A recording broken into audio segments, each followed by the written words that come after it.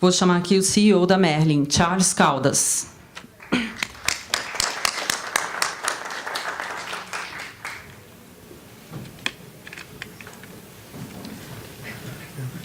Obrigado, Luciana. E não quero meter medo a ninguém, eu não vou falar isto tudo em português, mas falo este um bocadinho mal, depois passo para falar em inglês. So we'll switch to English now, but obrigado à Luciana por me convidar aqui mais uma vez e estou muito contente de estar aqui no Rio para falar com vocês. Okay, English brain.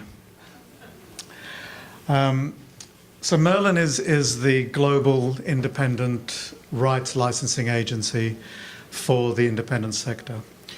For those of you who are not familiar, Merlin was created by independent labels around the world to strengthen their position in the digital market, which was becoming a global market. So the music industry traditionally was very much based inside countries, and occasionally you would find partners in other countries, but your retailers, the people who were selling your music, tended to be in your market with you. The emergence of iTunes and Amazon and the global retailers all of a sudden made your client base international. And as a label in Brazil, trying to get the attention of somebody in California to give you as much time as they were giving somebody who was based in the US or in the UK is obviously much more challenging. So Merlin's joined a series of labels from around the world, which is now the most commercially powerful set of labels outside of the three major labels. And what we've created is an organisation now that can put all of those rights together and can negotiate with the streaming platforms in particular, but the global digital marketplace, to make sure that the value of independent music is considered equal to the value of the music that comes from the majors. The majors already have a global infrastructure. They're much more powerful on a global sense than the independents are. And, you know, the membership has grown very, very quickly. Merlin started operating in 2008 with about 200 members. We now have, as the slide said, more than 740 members, and now from 50 countries around the world. So we've become a truly global organisation. In Brazil, we have companies like Rob Digital and Altafont and 1RPM and a growing range of Brazilian membership. So what am I doing here and what do I want to talk to you about? So today I'm not really here to talk to you about Merlin so much, but what I want to do is give you an insight into what's happening in our world, what the digital market means for independents around the world, what are the challenges, but more importantly, what are the opportunities, and how can you use that in how you're operating on a day-to-day basis to better inform you about the growth of the music market, because this is a part of the music market that is the growing part. We've been hearing for a lot of time about the disappearing value in the market, the disappearance of the physical market, and how the music market has become more challenged. Hopefully what I give you today is a sense that, yes, all of those things had happened, and yes, it's a challenging time, but in reality what we have here is a market that's showing us a whole new way of doing business, and we think that presents incredible opportunities, particularly for the independent sector, and I'll explain why that is. So I always start with this slide because I think this gives everybody a really clear view of the economic reality of the streaming market today. So this graph shows from June 2012 until June of this year, June of this year, what Merlin receives month by month from those platforms there. Doesn't include Apple Music, it doesn't include any download business. This is really just those platforms that you see on the market there. And you can see that in 4 years we've gone from earning maybe $3 million a month to in June well passing the $25 million a month that we're receiving every month. And to be clear, this is just Merlin, this is just us and just the labels that we represent on those platforms. So the reality of the business is this is now a serious economic impact on the independent sector. The growth rates continue to be extraordinary, but this part of the market is clearly showing incredible signs of health. If you look at around June 2015, you'll see a big upturn in the growth of the market. And the reason for that was the entry of Apple Music into the market, even though the Apple numbers are not included in these numbers. So what is this showing? I think what it's showing is that as these new models and these new ways of paying for music are put in front of more consumers, it's driving more people to pay for music. And the more people pay for music, the more our pie grows. The more our pie grows, the easier it is for us to run a healthy and sustainable business. And since Apple Music's come into the market, we're really not seeing the market slowing down. It's actually accelerating, and it's accelerating in a couple of ways that I'll go into in a minute. This is not just a global trend. This is not just happening in the USA or in Europe. This is actually happening now in markets where, from a European perspective or from an American perspective, were perceived to be very, very low value markets. And this is fine. So this is on a global basis, and I think if you're sitting here and in Brazil, you're thinking, fine, well, obviously there's a lot of digital market outside of our country, and of course it's going to be growing. So what I did before I came here is I put together a range of value numbers and statistics on the Brazilian market specifically, and in what Merlin is seeing here, to try and give you a comparison of what's happening in Brazil compared to what's happening in the rest of the world. So this is the graph showing really in the last 18 months or so what's happening in the Brazilian market. And as you can see, it's a very, very, very similar story. We started at about $100,000 a month, and we're now crossed for the first time in July of this year $500,000 a month. And to be clear, this is $500,000 a month just in streaming, just for the Merlin members, just in Brazil. And the growth rate that you're seeing there is something that we're not seeing slowing down. So Brazil has arrived. I was here 2 years ago and 3 years ago when we were talking about the potential of the market and what it might look like in Brazil. And we tried to make some predictions back then about what the potential might be in Brazil, knowing that you had very different economy, a very different culture when it comes to credit cards, a very different culture when it comes to paying for music. But the reality is, as we've seen in every real market in the world, the growth is there, the value is there. Consumers like these products. They're willing to pay for things that they like. And clearly, if we look at the growth here, a lot of this is being driven by the fact that every month more and more people are putting their hand in their pocket to pay for music in ways that they weren't paying for it before. And I think that should be a really encouraging first step as we look at these numbers. So let's look at statistics, and how do these statistics compare in Brazil compared to the rest of the world? Because obviously, as you can see from the Merlin streaming business, we've been in the digital streaming space since 2008. Brazil really has been a much, much more recent entrant into this space. So if I'm looking year on year, so I did a few comparisons just to give you a picture of what this really means in this market at this point in time.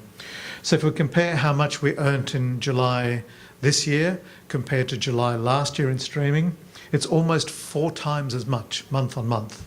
So the market of that monthly market has increased by almost 400%. Globally in Merlin, with all of that growth we're seeing, that's 86%. So Brazil in the last year grew more than 4 times more quickly than the rest of the world in the streaming space. So if I try to flatten it out a little bit and say, okay, well, let's not look just at 1 month versus 1 month. Let's look at 6 months that ended in July this year versus the 6 months that ended in July last year to give us a little bit more of a picture. And on that 6 monthly basis, it's still almost doubled. So the money we've earned in the 6 months ending July this year is almost double what happened in the market the previous year. For Merlin, that was 36%. So again, Brazil is 3 times more in that measure, growing 3 times more quickly than the rest of the world. And if I look at it on a year-by-year basis, so 12 months versus 12 months, Brazil grew by 305%, so more than 3 times what it earned the year before, whereas Merlin's growth was 62%, which again is about 4 times. So if we look at these figures, it's between 3 and 4 times, the market here is growing between 3 and 4 times more quickly than the digital market is growing in the rest of the world. And to some extent that's logical because it's a newer marketplace, but I think it's really exciting news for this market that you can come in and, given all of the economic conditions and given all of the history and all of the differences in the marketplace, still show these patterns that are leading towards significant amounts of value. The final measure I looked at is just looking on average, how much are we growing month on month? And if I look at Brazil, the average month-on-month growth, if I'm taking the percentage increase every month and seeing what that looked like over a year, was 12.3%. Globally, there was about 5.4%. Again, almost 4 times more. And I think it doesn't take much. And if you've got a calculator on your phone and you type in $500,000 in June this year and you add 12% to that for the next 6 months, you're going to practically see this market double by this time next year again. And I think those growth dynamics mean that it's really time to pay attention and really time to think about, if I'm running a music business in the Brazilian marketplace, what does it really mean? What is the shape of my market? Where is my future consumer coming from? Where am I speaking to people? Where are people able to listen to my music? And how can I really understand the potential of this market to help me grow what I do in my business? The second important thing, and we're seeing this consistently growth, we're seeing this consistent in all of the markets around the world. I've done similar presentations in the last couple of months in Australia and Singapore and Korea and Japan and the USA. And this is very, very consistent with what we're seeing in the rest of the world, except again that I would say Brazil seems to be slightly stronger. And what this really looks like is what happens to Brazilian music once it gets into the streaming world, even if you're a Brazilian label. Like, where is my money actually coming from? As I said at the beginning, when we first started thinking of Merlin, everybody was really focused on their own market and making as much money and breaking their market, for their own country before they even thought about what was happening in the rest of the world. But we're now in a digital marketplace.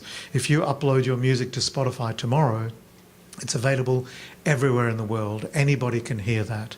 That's a very different dynamic to when you used to sell your CD to the record shop, and really the only people who would see that CD was people who actually physically went into that shop. The scale of the potential audience is much, much bigger. So what I did here is we pulled out some statistics from Brazilian members of Merlin, looking at how their music performs in the global marketplace outside of Brazil. So in reality, what's happening to this Brazilian music, which is coming from a Brazilian-based company, in the global marketplace? The first thing we saw is that in June of this year, which is when we did this, there was more than 10 million streams of that music in 61 countries around the world.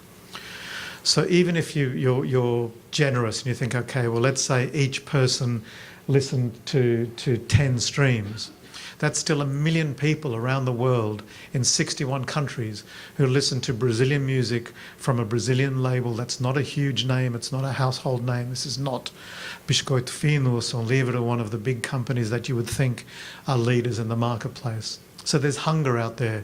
The music is being listened to outside of your own country at high volumes in a very, very wide range of countries. So if we take out the Brazilian consumption and we look at where is this music actually being listened to?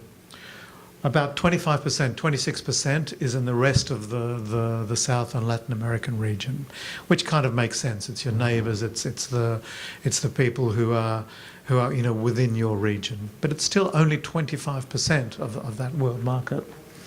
35% was in the USA and Canada, which are obviously some of the most mature, some of the most evolved, and some of the most commercially significant streaming markets in the world. So almost more than one in every 3 streams outside of Brazil happen in the USA and Canada. And as a high-value digital market with that much consumption, as a label, that has to get you starting to think about, outside of what I'm doing in my own country, how can I make sure that those people who are listening to my music in those markets understand what I'm doing, are able to get to my music, are seeing my playlists, and the tools that we have on these platforms allow us to do that. And I'll talk to that a little bit more. Just looking quickly at the rest of the world, so about the same as in the rest of Latin America was listened to in Europe. Excuse me. 4% was in Australia and New Zealand and 2% in Asia. So if you put that together as a region, about 6% of your market is coming from there. Now, I don't know how many Brazilian labels really used to make money in the Philippines or Hong Kong or Australia or New Zealand, but the reality is now that this company, who's a member of Merlin, is now making 6% of its revenues from markets where it used to make zero. And that is, I think, a very, very encouraging and strong indication of the fact that there's value coming back into the market, not only in your own market, but in markets we never really used to think about. You know, I'm sure that very few people who put out a record in Brazil really thought about what was going to happen to that music in New Zealand or in Thailand. And looked at across a Merlin basis, so taking it away from this Brazilian member now, and trying to get a sense of how the market's changed for all of these hundreds of labels we represent every year. So every year we do a survey of our global membership to try and understand what's happening in their business, what's happening particularly outside of the streaming market, like what's the shape of their business. And when we asked people to answer two questions, the first question was, for how many of you does more than half of your money that you make come from outside of your country? And we asked that question about the physical market, and then we asked that question about the digital market. In the physical market, around 16% of the companies we represent globally said they made more money outside of their home territory than they made in their home territory. In the digital market, that was almost 40%. So almost 40% of people now say that even though they operate within a territory with artists that are local to that territory, they're actually making more money from exploiting their music outside their market than inside their market. And I think this is a fundamental shift in the music business. This gives us a whole different set of customers that we would never really had access to before. And if you think about how these streaming platforms work and the fact that you can establish your own presence on there, you can use Facebook and Twitter and all of your social media activity to drive people to these streaming platforms to listen to your music. You can talk directly to them. You can make playlists for them. You can send messages to them on behalf of your artists. All of a sudden, the available amount of people that you can speak to directly has fundamentally shifted. You know, I'm old enough to have grown up in the physical market where you had to hire marketing people and promotion people and try and get somebody on the radio to play your song so that people could hear it. Now, almost instantly, you can get people around the world to listen to your music if you're clever about how you use your social media and your digital marketing and your direct relationships with your fans and your artist relationships with other artists and all sorts of tools that were never available to us before. And so the global consumption is great, and we think, okay, well, it's great that, you know, we've got potential other markets. But when I talk about the shape of the business changing, this is a quick analysis that if we look at just the markets that are considered the emerging markets, the new streaming markets. So streaming has been in the US and obviously in Sweden and continental Europe and Australia and New Zealand for a much longer time than it's been in these emerging markets. So if I just look at, from a Merlin perspective, how much are we going to earn based on what we've earned in the last month? What do we think we're going to earn in the next 12 months? Brazil is going to generate us, and that figure's actually been, I've had to project that upwards now, because based on the last month, that's now going to cross $7 million. So just the Merlin members that we represent are going to make more than $7 million just in streaming in Brazil in the next 12 months, from now to this time next year in 2017. To put that in context, that's more revenue than we're going to generate in France, in Spain or in Italy, which are considered to be high value, much higher value music markets than here.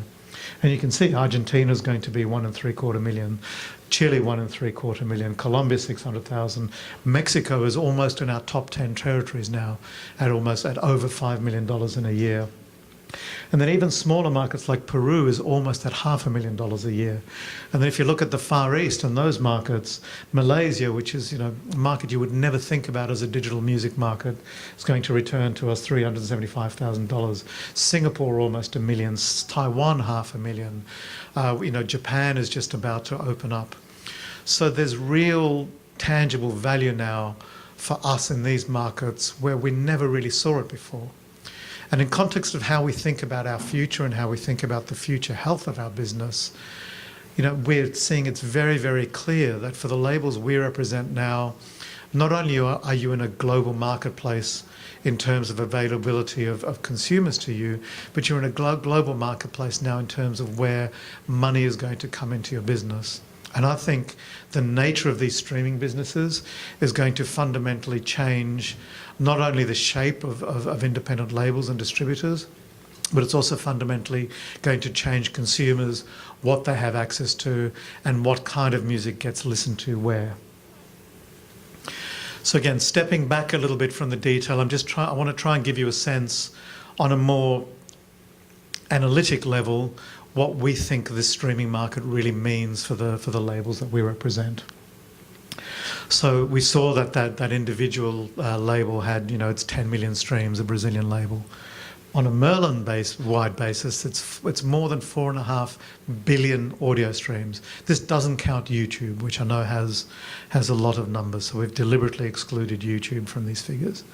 So 4.5 billion times people have listened to music that's within the Merlin catalogue in 1 month in 61 countries around the world. That's an extraordinary figure.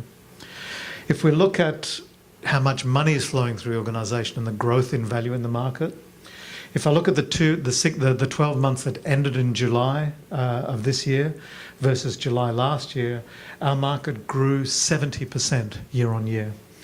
We paid out $247 million. By the end of this year, if we look at the calendar year, we think we're probably going to cross $300 million that we're paying, again, just in audio streaming, not counting YouTube, not counting any of the, and not counting Apple Music or any of the new entrants in the market. 30 million of that was in advances that Merlin was able to negotiate from digital platforms to get into the hands of our labels so that they had the cash in their businesses to help them grow and develop in this market. The major labels benefit a lot from these kind of upfront payments. It takes a little bit of the risk away from the market. It gives you the opportunity to invest a little bit in your business to help grow this dynamic.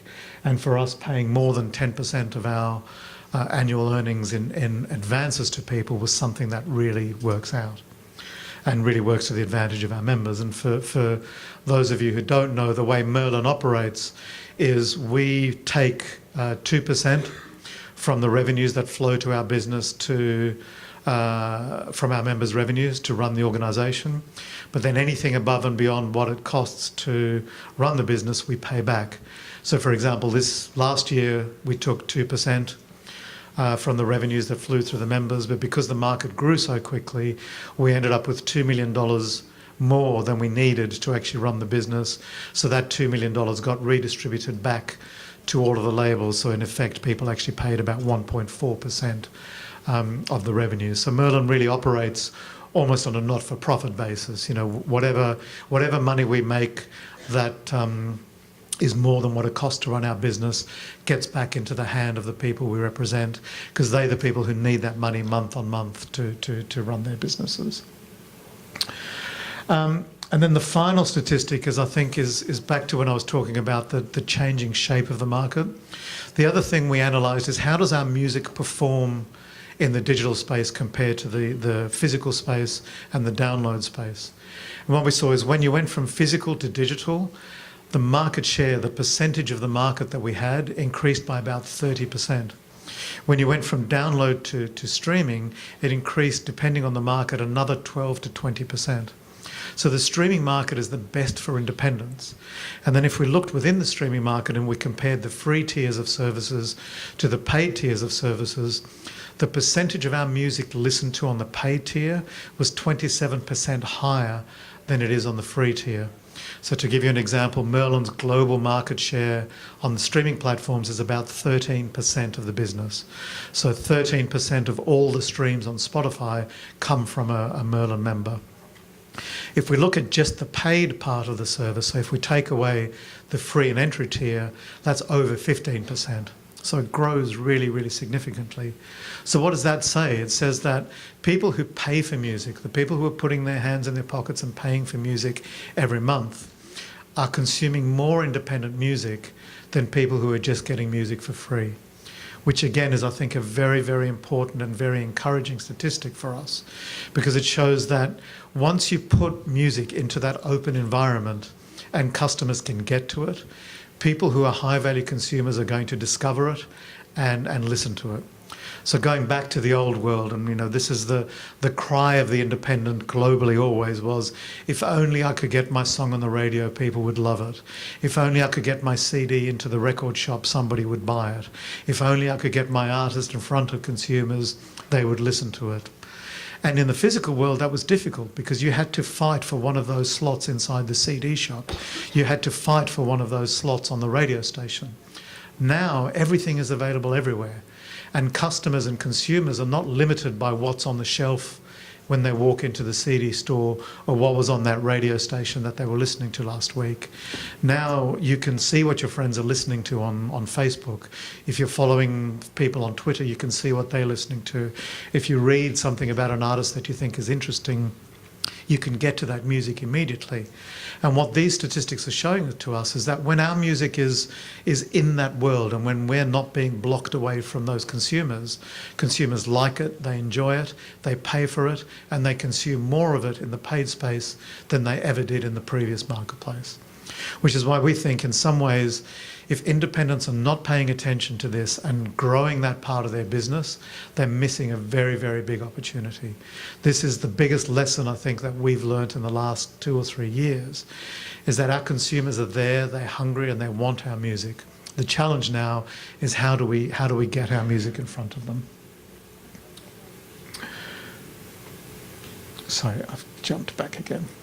So I'm just going to now try and give you, this is more statistics. I mentioned the Merlin member survey that we did we do every year, and this is the results from this year's survey.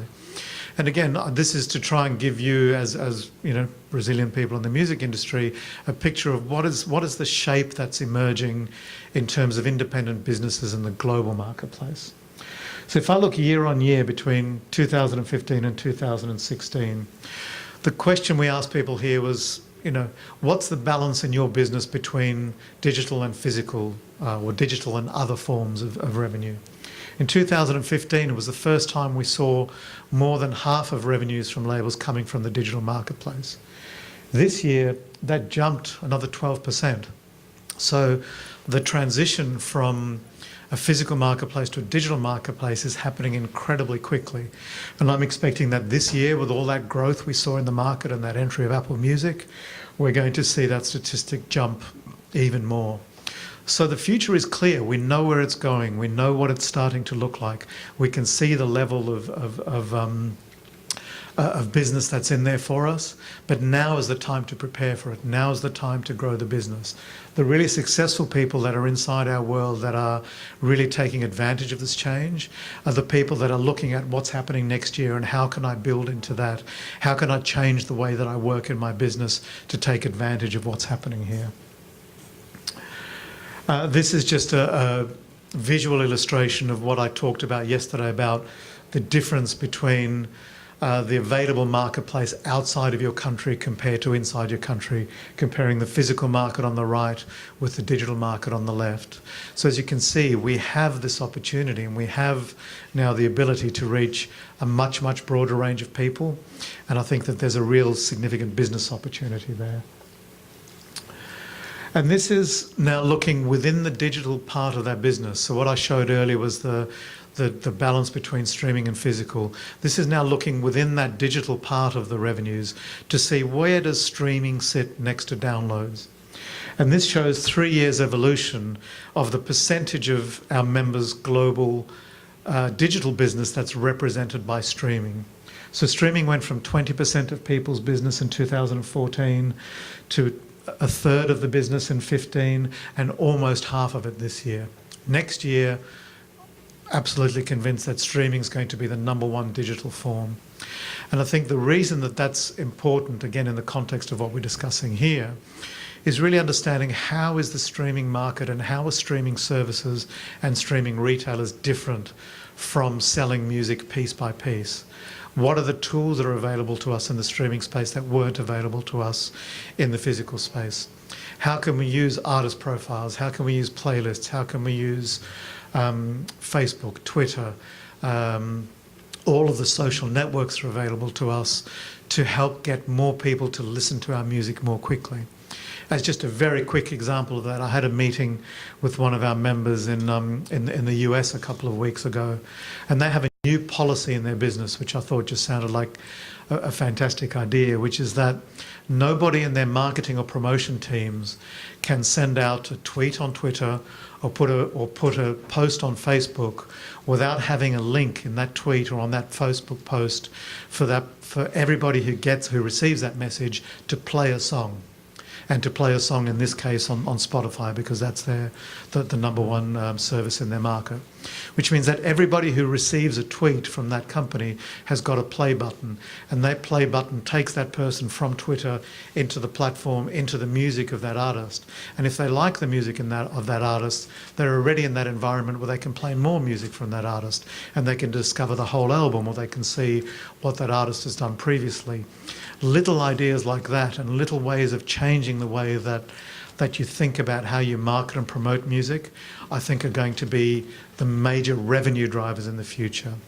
Promotion and marketing are becoming revenue generating, because the minute that person goes from Twitter and hits the play button on Spotify, you're earning a royalty. And then for every person that they share that song with who plays it, you're earning another royalty. And eventually this mushrooms into the kind of top line figures that we're seeing today. And this to me was the slide that surprised me most in the last 2 years. So if I think about what we read in the press about the emergence of streaming and the decline of the physical market. So the press story is always about physical is dying, the business is dying, nothing, nobody's paying for music, this is a terrible evolution for the music business, there's not enough value in streaming. So the question we ask people, okay, if this is the environment that we work in, and if Merlin is working really only in that streaming new generation part of the world, what does your overall business look like? Tell us as members, is your overall business growing? Is it worse? Is it better? So for 2 years in a row, and 2 years that have seen the fastest growth in streaming and probably the fastest decline in downloads, 2/3 of the people that we survey say their overall business is growing, which is what you never read in the press. I've never seen a press article about digital, the entry of the digital marketplace is driving growth in the music business. We've seen some signs of it this year. So the IFPI figures on the fact that the Australian and the US and the German market, after years of decline, have returned to growth, make some reference to the fact that streaming is driving that. But this is the part of the ecosystem that's growing. And it's growing in ways that, at least for 2/3 of the people we represent, which was from 29 countries around the world, including developing markets and major markets, this is bringing health back into the marketplace.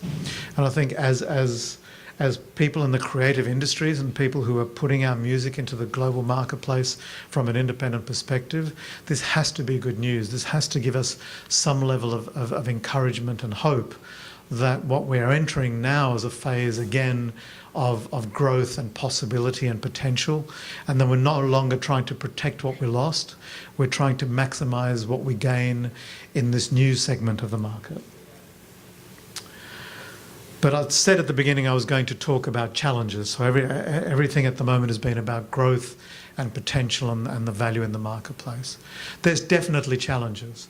You know, the fact that independents are doing well in the major space, in the streaming space, means the major labels can't be doing as well as we can, and we're seeing a lot of pressure coming from them to try and get back some of what they're losing. And they're doing that by trying to dictate how services operate.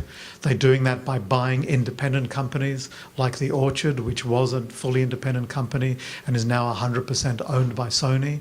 And Sony is using the value of that business to grow its own business and to grow its own market share so that it has more market power. So the behaviour of the major labels is something we're really concerned about and something that we continue to be very, very careful of. But I also think this major label acquisition of independent companies is a dangerous trend that we need to really try and interact. And part of the reason Merlin exists is to give independent companies an ability to work outside of the major label system. And outside of the major label system, we think includes not being distributed by people who are owned by major labels, because that's not independence. That's not having your interests looked after by people who are in your community. That's having your interests looked after by people who are taking the value of your music to try and make their businesses better. It's a very different dynamic. The second biggest challenge we see is what's happening in terms of the global growth of YouTube and video streaming as a whole, including on Facebook now. So we've shown you incredible growth statistics on how the market is delivering to us. And I deliberately kept YouTube numbers outside of all of those numbers I've presented to you today. But when we went and asked these people that we represent, how does video streaming fit into your business? Is that a healthy part of your business? 80% of them said that less than a quarter of the money that they earn in streaming is coming from video streaming, is coming from YouTube. So we looked at the Merlin perspective on that. So I went and I looked at our own business. And the example I'm using to illustrate this is YouTube proudly says it has 1 billion users around the world. Spotify this year announced that it had finally crossed 100 million users. So YouTube, from an audience and from a consumption perspective, is actually more than 10 times bigger than Spotify as a service. Yet when I receive the checks every month, so when the money comes into our bank account at the end of every month, the money that I get from Spotify is more than 10 times the money that I get from YouTube. So even though there's 10 times more usage, 10 times more consumers on YouTube, they're paying me less than 1/10 of the money that Spotify is paying me. And there's something very wrong with that picture. You know, consumers are being trained in that environment to not only not pay anything, but we're enabling the world's biggest service to pay nothing or next to nothing for our music. And we think as this evolves and as YouTube continues to grow, we see this as one of the major challenges in not only the independent business, but the music business as a whole, is how can we take better control of where and how our music is used on platforms like that. I think there's no doubt that YouTube is a very powerful and very interesting and occasionally very exciting service in getting your music in front of consumers. But that's very different to having all of your music available all of the time to all of the consumers, absolutely free. And the more that's allowed to grow, I think the less people over time spend the kind of money that we're seeing that's being spent on the more legitimate streaming platforms that are actually driving consumption. And I know that in Brazil, YouTube is an important outlet, but I really think there's some deep thought has to go into where do we want to send our customers? Where do we want our customers to really listen to our music? Do we want them to consume our music where we're not getting paid practically anything? Or do we want them to consume our music where there's a path that takes them into high-value consumers, helps us grow our business and helps us really create a whole new set of value? And then I'm finishing on this slide because I think this is the slide that made me kind of happiest after we did the survey to our members this year, which is, again, I'm going back to this notion that for all of the negative press we see and all of the bad things we hear about the emergence of the digital marketplace, you would think that that would really be very unencouraging or very destructive to independent businesses. Yet in this time of great transition where our business is totally changing, where the ways that we used to run our business is coming under attack, the way that we're being forced to understand that there's a whole new range of market forces that are going to dictate where our music, how our music survives in the future. Almost 80% of the people we represent said they're optimistic about the future of their business, and they're optimistic about the, where their business sits in the music market as a whole. And I think bringing back to the Brazilian market, if we go back to looking at those growth rates, at the value that's coming into the market, at your globally available marketplace, at the way that you can now more directly hit consumers, at the fact that this market is one of the shining stars of the evolution of the digital market globally, and the fact that Brazil is now generating more revenues in audio streaming for us than we're seeing in major music markets like France, should, I think, give you and anybody who's working within this marketplace the same level of optimism. I know we live in difficult times, and I know we live in very interesting times, particularly after what's happened in the US this week, but if we can take a breath and realise that the beautiful part of our world is often in what's in here and the music that we put into the world and how we try and make people's lives better, hopefully this optimism can infect you, and you can take that optimism and infect the artists and the people you work with, and that music wins in the long run, not fear. But thank you very much. That's what I have to say.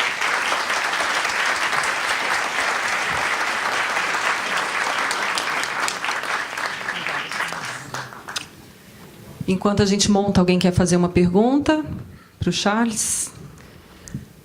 Pode vir. Tem pergunta aí? Espera aí, ali. Tem perguntas. Duas perguntinhas. Só duas, tá, gente? Pra não... Hi, Charles. How's it going? On your left. Hey. So you said something about the advance that the DSPs, the digital music services, give to labels. Do you think they will ever come to some sort of this advance to indie labels, especially the small ones that is trying to develop new artists, and yeah, they are developing new artists? Because I don't see that coming, and has been a lot of discussion about this practice in the market. So what's your thought about this for independent labels? So from a Merlin perspective, one of the reasons Merlin was created was to try and pass those kind of benefits down into the independent community. So that $30 million of advances that we spoke about before went directly to the hands of the labels. And they're advances that are actually against usage, and this is not flat money that's coming under the table. This is money that's coming as a commitment from these services to our labels that we feel is important to get into the hands of the labels so that they can compete with the major labels who are getting similar benefits. And it's not just advantages. There's other commercial parts of deals that are not just tied to the royalty rates. And what I said before about our fear about major label-owned indie distributors is that in that environment, that money never passes through. So if we use this example of Sony and the Orchard, and let's say the Orchard represents 10% of Sony's business, and Sony gets a $100 million advance, they're not giving that $10 million to put into the hands of that 10% of those labels that brought that value to the business. That's staying at the corporate level to give them more money to invest to grow their businesses. So whilst I think as the market matures and as it gets bigger and as we get to a market that's more evolved, the need for advances might decline a little bit. Right now, at least in the Merlin world, we think those advances are getting into the hands of our members very quickly. It's been positive for their business, and we're committed to continuing to do that because, as I said, the way we operate, Merlin doesn't keep any profits or keep any money. We're really there to push that money into the hands of the people we represent. So right now, from a competitive point of view, I think it's very important. I think long term in the future, what we would love to see is a market that just operates on the value of music on that platform, so that if a consumer is listening to 10 songs and those 10 songs come from 10 different labels, each label receives the same benefit from those 10 songs that consumer brought to them. At the moment, we're not convinced that that's exactly the case, and what we fight for day to day is to get our members' music equivalent to, in value, to the music that comes from the biggest labels. So there's one more question. Somebody translate for me? Pode dizer em português. Pode ser. Então tá. Me parece, o que eu entendi foi que esse mercado me traz uma possibilidade de copyrights. Mas eu gostaria de saber em relação ao direito moral que o Brasil exerce na sua legislação, já que todos os tratados, o Brasil é o direito francês, né? Uhum. Então, eu gostaria de saber como essa transição também do direito moral ao nosso plantel de compositores. Tá bem. Vou responder em inglês, desculpa. Percebi a pergunta, mas o meu português não dá para isso. Merlin only works in master rights. And I know that there's a lot of challenges in terms of authors and composers and the mechanical rights in the world, which I think needs a lot more efficiency. So what Merlin tried to do is to make access from the digital market to our members' music as efficient and quick and transparent as possible. The moral rights, the author's rights is something that's really outside of what we work on.